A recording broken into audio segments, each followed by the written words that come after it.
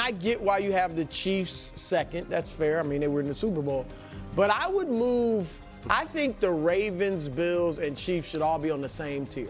Because I do think the AFC is wide open. Love it. And this is the time for the Ravens to fly. The Eagles just flew. It's time for the Ravens to fly.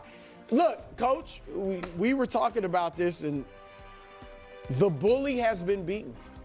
Like, and Greg Jennings said it yesterday, he used that term. I believe that the Chiefs' mystique that was hovering over the Ravens and the Bills and even the Bengals, to a lesser degree the Bengals, but still, I think it's gone. Like, I think those teams watched that game and were like, what? And feeling like they missed an opportunity. Because I think when they do play the Chiefs, they were pressing. They felt like, man, we can't make a mistake. Like, they have to be perfect, which you get tight. Mm-hmm. And I think all of that came into play when they played the Chiefs. I don't think that'll be the case going forward. And when you look at Nick's graph there, after they finished second the last time, they had that Super Bowl hangover, and they finished fourth. Right. They lost in overtime of the conference championship game, yes. Well, yeah. So how well are they going to? Well, they're right. They've got questions. Will Kelsey be back? Where would their mindset be? Could there be a hangover? And I think like Philly, we all agreed outside of quarterback and head coach, Philadelphia was more talented than Kansas City. I think that's the same for the Ravens, not so much the Bills. And for the Ravens, like, look, Lamar, the clock is ticking. I don't know if he'll be motivated by not winning MVP. I think he'll be motivated by not getting to the Super Bowl. But also Derrick Henry. Like, he's 31 now. Yeah, that's not and he'll be in his 10th year. No. Well, I think Henry will be very good next year again. Very few, there have been a handful, but very few running backs are great in their 10th year. Now, maybe we're in a different era where athletes are just playing a little longer. Mm-hmm. But my point is, next year, you better get it done with him because you don't know. I think he'll be good next year. You certainly can't count on him being good the next 2 or 3 years. So you got to get it done next year. The defense, which improved throughout the season, I would expect to hit the ground rolling, from the get-go. So I think the Ravens, it could be their year. It almost sounds like you're saying they're 2025 or bust, which is the tier they were on. But I'm putting the names. So you got the names right. I'm here just saying, is the thing. Move them up. So you were talking about the Chiefs' mystique and how that is now pierced. Do the Bills have a mystique? No. The Bills they beat them. They beat them. But you lose games. I mean, if the Chiefs and the Eagles played next week, I don't think you think it would be a blowout like that. No, but they lost the game to a good but I team, have the Eagles ranked ahead of the Chiefs. They did beat 25 points earlier in the season. Nobody ever talks about that. Nobody talks about what? And again, America, I would never, and I mean this sincerely, I would never say question Brew's integrity or even imply that his affinities can be, swayed or purchased. But I will say today he walked into the office carrying a giant crate of Jimmy's seafood chips fresh from Baltimore that had been sent to us. I did share. I brought it in for all the producers with the chips. But thank you, Jimmy. They were delicious. Well, it's now time to. Okay. Let's talk about this. I'm actually pretty excited to talk about this. You all know I've been a mega Baltimore Ravens defender. Mega Baltimore Ravens defender. No denying that. I defended Lamar Jackson when they lost in the playoffs against the Buffalo Bills. And when I first just went through Nick's rankings, and I didn't hear what Brew was going to say, I said, when I was first kind of going through all the tiers, I said, normally I would have had a problem with the Kansas City Chiefs second. And I don't know if I was clear when I said that I meant like I would put them on the same level as the Bills and the Ravens. But I don't necessarily feel that way. I think it's fair. Listen, I don't know what the Kansas City Chiefs are going to look like next year in terms of their roster construction. I know there's going to be some issues with some of the players that will be leaving and some of the things that they have to do. But the truth is that I just trust the Kansas City Chiefs' ability to make decisions that will work in the off season. And I just don't have that same level of confidence with the Baltimore Ravens at this time.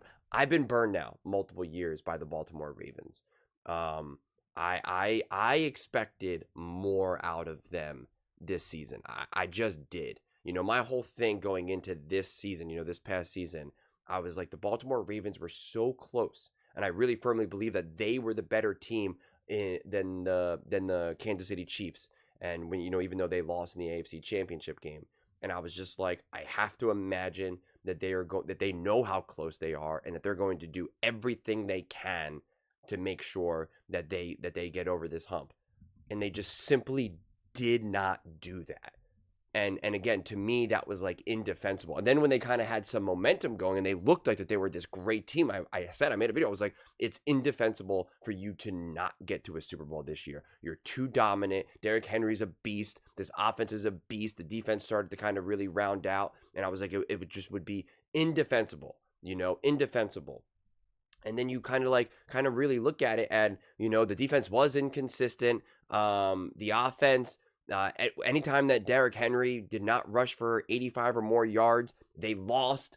You know, Lamar Jackson played awesome, unbelievable, but, you know, ultimately the Ravens could not get the job done when it mattered. They ultimately did not play their best football when their best football was demanded.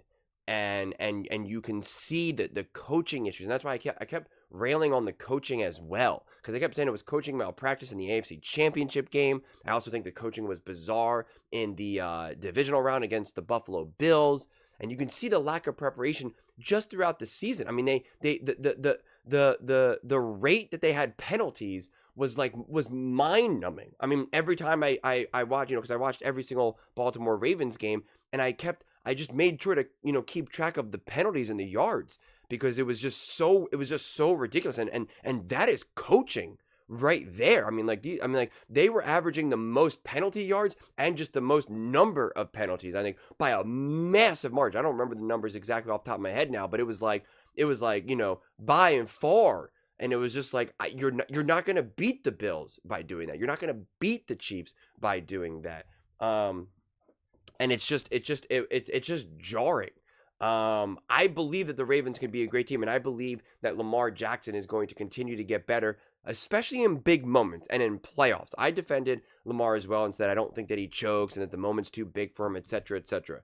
But I do think that there's still room for improvement in big games, in playoff games, because I was impressed by Lamar Jackson. Yeah, he threw the interception and had the fumble, but it wasn't because, you know, the interception was just a bad decision. Again, we saw Patrick Mahomes throw a couple picks. We saw even Jalen Hurts, Super Bowl MVP, he threw a pick. So, like, those things can happen. And the fumble was him just trying to make a play. And that's, you know, Lamar Jackson, that's part of Lamar Jackson's game. Sometimes you get burned. Like, sometimes it happens. It's unfortunate, obviously, when it's in such an important game, like, you know, in the playoffs, on the road, etc., etc. But then from that point forward, he absolutely put his team in a position to win, and his team failed him. And I actually think that game will end up being a great thing for him. And I think he'll continue to learn how to play better and better and better in these big time moments. So I do, you know, have a tremendous amount of confidence in Lamar Jackson individually. And I'm not going to be like, I think Derrick Henry is set to, you know, really fall off a cliff. Like, I'm not going to put a ceiling on anyone in that regards. And especially when they haven't shown me any evidence of that. I mean, will it happen? Obviously, but when? I have no idea. So I'm not even going to guess. I have no idea what type of year Derrick Henry has next year, 0-0-0. But I just need the Ravens to do more. I need the Ravens to have better game plans. I need the Ravens to have a better understanding of what they need to do to win these games. You know, it's clear that they don't. And that's the thing that's just jarring to me. And again, the perfect example this year will be the Philadelphia Eagles, since they won the Super Bowl. Like, they did exactly what they needed to do to beat the Packers. They did exactly what they needed to do to beat the Rams. They did exactly what they needed to do to beat the Commanders. They did exactly what they needed to do to beat the Kansas City Chiefs. And they were all different approaches, but they were the appropriate and correct approach in that given moment. And you just don't see that from the Baltimore Ravens. And I just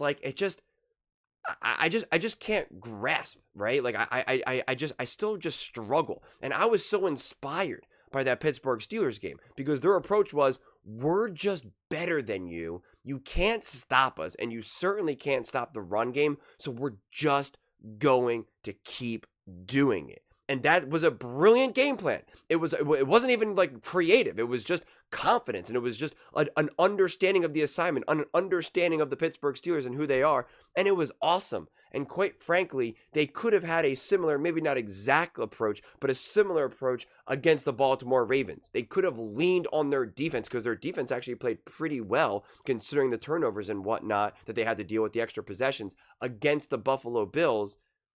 But their offense was kind of like, it was just like, they didn't really create an offense that was going to be like, we're going to get this offense settled. We're going to get Derrick Henry his touches. We're going to get Lamar comfortable. And like, they just didn't do that, at all. And it just like, it just didn't make sense. The second half, absolutely. They were scheming guys open. They were getting some open looks for Lamar Jackson, and he ate them up. But you got to do that in the first half as well. And there was the times when they were, again, I forget the exact circumstances, but it was like 1st and goal from like the 2 or something. And they don't hand the ball off to Derrick Henry once. Like, those are the things that's just indefensible to me. And that's when I see those things happen, it makes me uncomfortable having such high level confidence about the Baltimore Ravens. And that's when I'm always like pleading to be like, just be better, man. Like, this isn't like a lack of belief in the core of the players, of who Lamar is, of who Derrick Henry is, but it's just like, you got to show me that you can be better and be bigger in these moments, because I remember even thinking last offseason going into this season, first game, Baltimore Ravens versus Kansas City Chiefs. And I'm like, I think the Baltimore Ravens are going to want to send a message. I'm thinking like, they're ready for revenge. They're hungry. They're going to play big. And they didn't. Again, compared to the Philadelphia Eagles are like, we're going to be hungry. We want revenge on this Kansas City Chiefs team. We feel that Super Bowl was ours and it got taken away from us. 3-peat, no. And what did they do? They absolutely dominated and humiliated the Kansas City Chiefs, both offensively and defensively. So yeah, Brew has it right, but kind of through the wrong lens. He's saying, the Philadelphia Eagles kind of popped this aura, the big bad wolf from the Kansas City Chiefs. And he made it more about the Kansas City Chiefs, and I disagree, where it's more about, look what the Philadelphia Eagles did. Look what's possible. Look what you can build. Look at the culture that you can create. Look at the game plans. Look at the level of intensity and attention to detail. To me, it's all about the Philadelphia Eagles' greatness and not trying to pull down the level of greatness of the Kansas City Chiefs.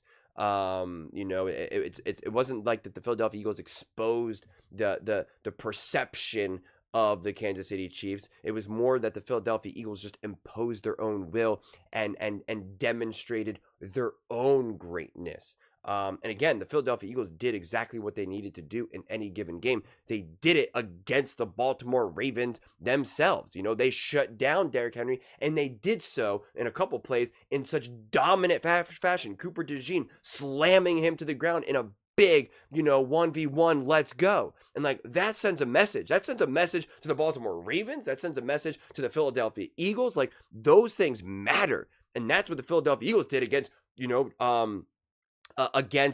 multiple players against the Kansas City Chiefs, but obviously definitely Patrick Mahomes as well.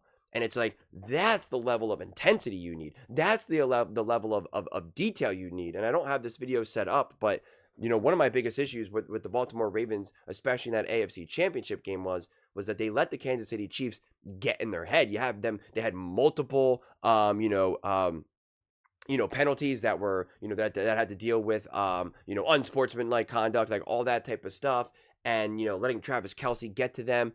And I just remember saying in that breakdown of that video, I was just like, you can't let that happen. Like what are you doing here? Like these games matter. Like, you got to be more mature. You got to be prepared, and the coaches got to get you ready.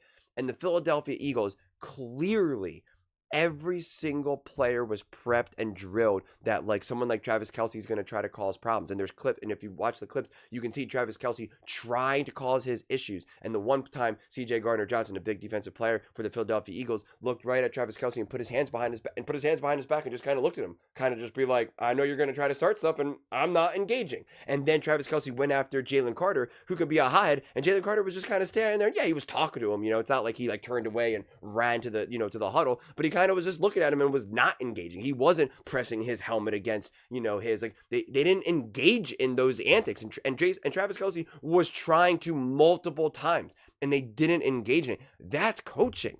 That's preparation. That's understanding the assignment. And I'm just failing to see the Baltimore Ravens consistently understand the assignment. And again, this isn't me trying to make a whole video about my doubt of them. It's me more kind of pleading, like, please, like, can you please just get your act together? Because you should be great. You should be special. Like, it should be no doubt that, the Ravens are at least like on that second tier, like that it should be like an undeniable.